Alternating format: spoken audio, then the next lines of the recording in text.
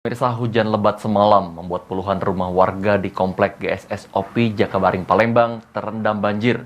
Banjir terjadi karena kurang lancarnya saluran drainase membuat debit air menumpuk.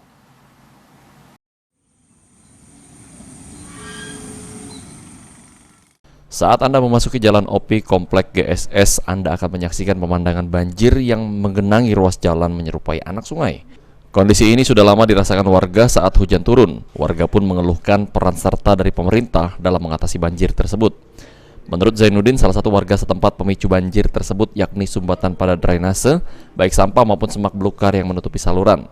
Banjir ini pun telah dirasakan masyarakat sejak lama saat hari hujan, dan hingga saat ini belum ada titik penyelesaiannya. Saat hari hujan deras, jalan dan puluhan rumah warga di Komplek GSS pasti tergenang banjir, dan air akan surut 2-3 hari lamanya.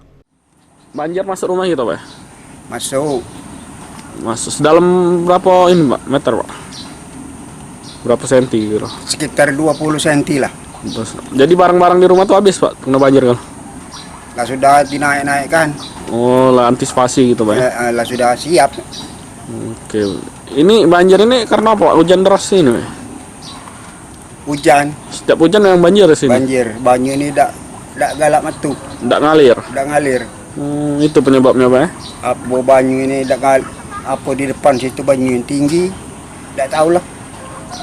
Harapan kita cak mana ke pemerintah, Pak? Ya dak tahu lah, kayak ide lah mau manu. Biar benar ikut ini dulu berarti, Pak ya? Nah amannya, Biar tak banjir lagi. ya amannya Jadi tidur cak mana gitu, Pak, semalaman tadi? ya berejo. Bukan tempat akun bae yang banjir ada bae. Berapa rumah lah kira-kira? Perumahan GGS, udah tahu aku. Banyak, Pak ya? Woi, ada bae yang tidak banjir itu ya ada yang baru. Warga berharap adanya perhatian khusus dari pemerintah agar banjir tidak lagi terjadi di Komplek GSS OPI Jakabaring ini. Irawan.